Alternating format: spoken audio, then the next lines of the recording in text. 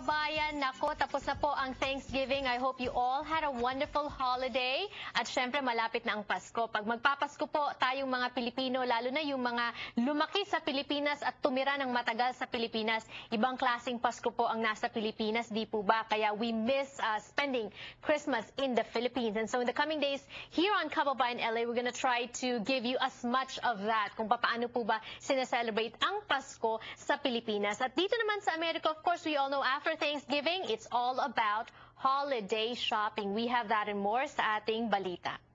Pinoy na Pinoy, Weekend Balita.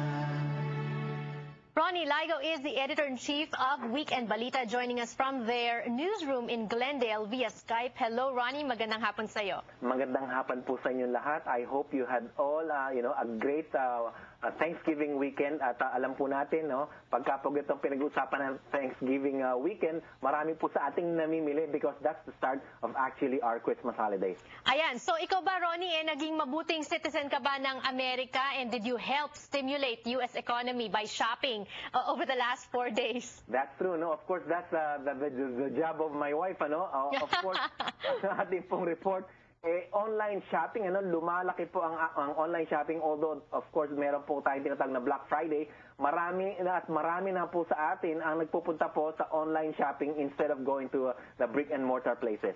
Of course, online shopping, it's more convenient, no? Kahit nakapajama ka, you don't have to deal with traffic, you don't have to deal with parking spaces na mahirap hanapin sa mall. And is it true that online deals sometimes are a lot better than when you go to the actual stores? Oh, no, not only that, makakayos ka pa sa mga, alam mo naman, maraming aksidente dyan, In fact, ang sabi po nila, there's an estimated $1.5 billion spent on online shopping alone. At alam na po natin na lumalaki po ang shopping natin, compared for last year. We spent $59.1 billion, a jump of about 18% compared to the previous year. There are conflicting sides, Ronnie, however, when it comes to analysis of these numbers. Some people are saying na this means good for U.S. economy, but at the same time, there are other factions saying naman na it didn't hit the target. Oh, no, although more than $400 ang in-spend ng bawat isa sa atin, those who went shopping, this is actually, although this is more than what we spent last year, hindi pa rin ito na sinasabi nila na targeted rate, Of course, makikita natin after today, how much people would spend this Cyber Monday na kung tawagin natin, malalaman natin yan, of course, in the next few days. Para doon naman sa mga pumapasok sa trabaho, wag naman pong mag-shopping during work hours, di ba, Ronnie? Bawal yan. Meanwhile, Ronnie, balita mula sa Pilipinas, ito naman nakakalungkot. Kahit malamig ang panahon na sa Pilipinas, paminsan tayo mga Pinoy, sobrang may init ang ulo, and it actually leads to some not good things. Oh, not only that, kasi itong biktima sinasabi mo, U.S. diplomat, a husband of a U.S. diplomat, ang pangalan niya si George Anicaw, retired Marine yata ito, U.S. Marine. Ang nangyari daw is itong grupo ng mga Pilipino, nakasakay sila sa isang kotse Volvo. They were trying to get inside Bel Air, hindi yata sila taga ron, although isa daw isang residente ng isang nearby subdivision, at isang security guard ay hinarang sila. Apparently, itong si Mr. Anicaw, he was also there at the scene, at tinulungan niya yung security guard to, apprehend itong mga gustong pumasok. Alam naman natin, mga subdivision natin, may makanya-kanyang sticker rin, hindi ka basa-basa makakapasok. Nagkaroon ng gulo. Apparently daw ito si Mr. Anicaw, I don't know, mukhang sinisita niya rin yung mga pumatay nga sa kanya, At nangyari, nasaksak nga siya, namatay. And of course, the U.S. Embassy is condemning this incident. And Ronnie, arrests have been made?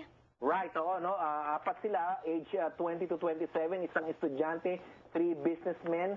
Itong sila Alfonso Abastilla, Crispin de la Paz, Osric Cabrera at Galicano Datu III, sila po ay of course are being charged with murder dito sa bayan ng Pilipinas. Ayan, sobrang may init ang ulo. Alam mo naman sa bansa natin, minsan nagkakatinginan lang, nagkakapatayan pa, and sometimes also even in traffic, correct? Oh, that's true, no? Alam naman natin maraming incidents sa atin, ano?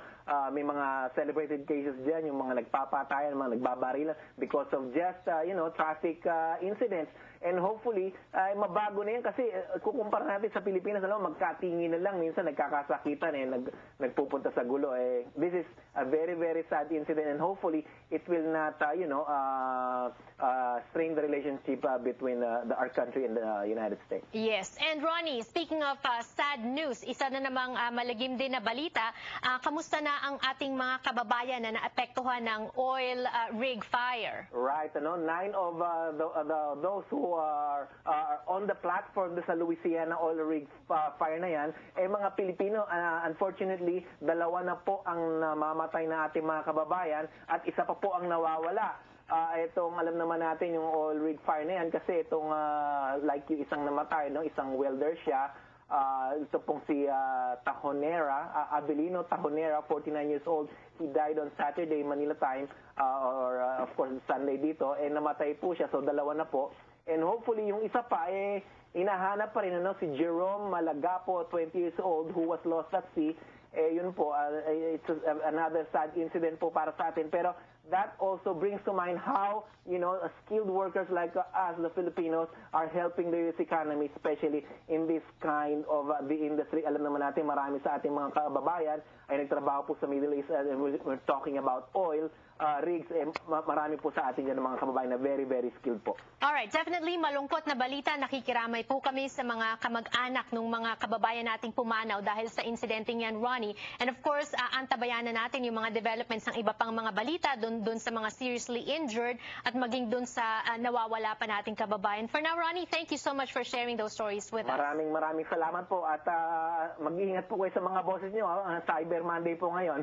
Yes, and online, www.balita.com. Although there's no shopping, marami pong mga libreng mga balita and mga features na bababasa nyo dyan, www.balita.com. We will be back more in Kababayan LA. Don't go away.